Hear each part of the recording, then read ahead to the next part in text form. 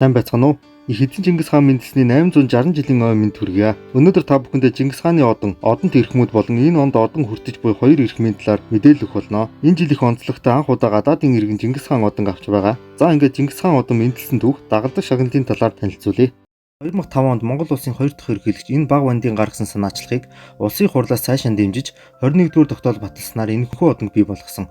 Уг одон Монгол улсын тусгаар тогтнол бүрэн эрхт байдал, үндэсний ив нэгдлийг баттган бэхжүүлэх, төр ёсны түүх, соёлынхоо уламжлалыг үндэсгий судалж, хойч үедээ өвлүүлэн дэлхийн бусад орнд цэцэрлэн таниулах үйлсэд хувь нэмрээ оруулсан онцгой говья байгуулсан иргэнд үндэсний их баяр наадмаар буюу жил бүрийн 7 дугаар сарын 11-ний өдөр хүртээж байхаар тогтоосон байна. Үүнээс хойш тус одонгоор нийт 6 хүн шагнагджээ. Дараа нь тогтоолын төсөлд өөрчлөлт орж Чингис хаан одон их Монгол улсыг үүсгэн байгуулсан их хааны төрсөн өдрөөр буюу Монгол бархлын өдрөөр ёслол хүндэтгэлтэйгээр хүртээж байхаар тусгасан. Чингис хаан одон нэр дэвшүүлэх шагнах журмын 7 дугаар зүйлд одон хүртэгчид үзүүлэх урамшууллыг дараах байдлаар тусгажээ. Үүнд одон хүртэгч Монгол улсын хамтлаг иргэн хуулийн этгээд болон гадаадын иргэнд тухайн үеийн ханшаар 9 цэн алтад тэнцэх хэмжээний мөнгөн шагнал эсвэл түүнтэй дүүцгэж дурсгалын зүйлийг олгоно. Нэг цэн алт нь 375 грамм алттай тэнцдэг.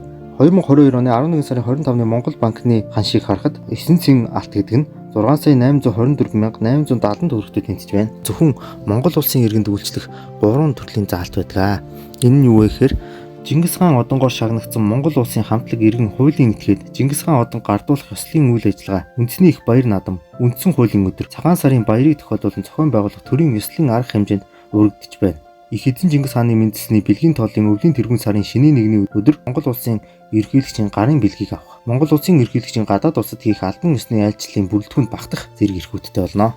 Чингис хаан одон тэрхмүүд 2005 он Б Очирбат, 2006 он Б Шарав, 2009 он Д Бямбсурам, 2010 он Ир Гончигдорж, 2011 он Энэ Багванд, 2012 он Д Дэмбэрэл, 2013 он Д Содном, 2014 он Х Намсрай, 2015 он Г Миндойо, 2016 он Г Ариунбаатар, 2017 он Энэ Дэвшинбаяр, 2019 он Т Хүү хамтлаг, 2021 он Ж Гүр арагчаа, 2021 он зэвсэг төчний нийт бие бүрэлдэхүүн. 2022 онд буюу энэ жил Чингис хаан одон 2 хүнд гардуулахаар болсон. Тодорхойлбол монголч эрдэмтэн Жек Уотерпорт, газар зүй геоэкологийн хүрээлэнгийн эрдэм шинжилгээний тэргүүлэх ажилтан доктор профессор Д Дорж Отто нар юм. Д Дорж Отто гэж хэмбэ? Чингис хаан одон гардаж буй монгол хүн академич газар зүй геоэкологийн хүрээлэнгийн эрдэм шинжилгээний тэргүүлэх ажилтан доктор профессор Д Дорж Отто юм байна. Тэрбээр Монгол улсад хөрсний газар зүйн судалгааг үндэслэгчдийн нэг Москвагийн их сургуулийг энэ мэргэжлээрээ төгссөн анхны 3 хүний нэг юм а. Тэрээр Оросын холбооны улсын газар зүйн нийгэлмийн дээд шагналыг Аз твээс хүртэж байгаа 2 дахь хүн болж байгаа. Өмнө нь уг шагналыг Азаас бүгд найрамдах Хятад ад улсын хөрс судлалын хүрээлэнгийн эрдэмтэн хүртэж байжээ. Академич Д Дорж Отто нь Монголд анх удаа хөрсний зургийг зохиосон. Монголын хөрсний ангиллыг анх удаа бүрэн дүүрэн боловсруулж тодорхойлолт өгсөн. Монгол орны хөрс газар зүйн мужидлыг анх удаа боловсруулсан. Монгол орны усны ай сав, газруудын хөрсний ус, пиццэг шин чанар, Монгол орны хөрсний нөөцийг тодорхойлж хөрсний ангиллал чанарын үнэлгээг анх удаа хийсэн эрдэмтэн юм. Чингис хаан одон хүртэж буй анхны гадаад иргэн монголч эрдэмтэн Жек Уотерпорт гэж хэмбэ. Өнөөгийн ертөнцийг үндэслэх Чингис хаан номыг бүтээгч Жек Уотерпорт нь Америкийн нэгдсэн улсын Өмнөд Каролина мужийн Колумбиад төржээ. Тэрээр Өмнөд Каролинагийн их сургуулийг 1967 онд улс төрийн шинжилгээ ухааны бакалаврын зэрэгээр төгссөн бөгөөд социологи, антропологийн чиглэлээр мастер доктор хамгаалсан. Өдгөө Уотерпорт нь Монгол болон Өмнөд Каролинад ирж очин амьдардаг. Тэр 20 дугаар зууны сүүл үеэс Монголын түүх, соёлыг судалж эхэлсэн. Монгол улсаас гадаадын иргэдэд болгодог алтан гац зодонг түүнд 2006 он чагнажээ. Түүнчлэн 2010 онд Монгол улсын гадаад харилцааны яамны хүндэт одон, Монгол улсын ерөнхийлөгчийн одон медалаар тус чагнагдж байсан. Уотерпорт нь Америкийн уугуул соёлын тухай олон ном бүтээл гаргаж гадаад хэл дээр тэдгээр нь орчуулагдж байв. Америкийн соёл конгресс дахь Америкийн улс төрийн соёлын талаарх түүхэн болон антропологийн чиглэлийн нийтлүүд нь олон улсад алдартай. Харин Чингис хаан судлалын хүрээлэнд өнөөгийн ертөнцийг үндэслэх Чингис хаан номыг 2004 онд гаргасан нь энэ чиглэлийн хамгийн өндөр борлуулалттай бүтээлүүдийн нэг болжээ. Үүнээс гадна Монголын хаттын нууц түүх Чингис хааны охид эзэнт гүрнийг хэрхэн аварсан бэ?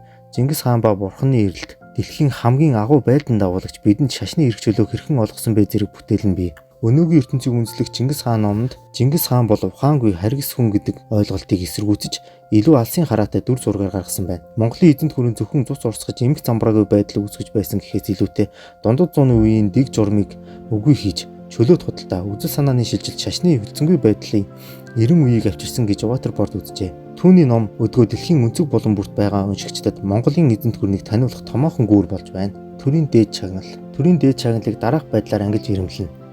Эрхэм дээд шагнал. Монгол улсын Баатар цол, улсын Эрдэнэ цол, Чингис хаан одон. Эрхэм хүндэт шагнал. Монгол улсын Гавьяа цэцгэлтэн цол, Эрдэнийн очир одон. Хүндэт шагнал. Алтан гадас одон, Цэргийн Гавьяа одон, Эхийн алдар 1 2 дугаар одон. Медаль.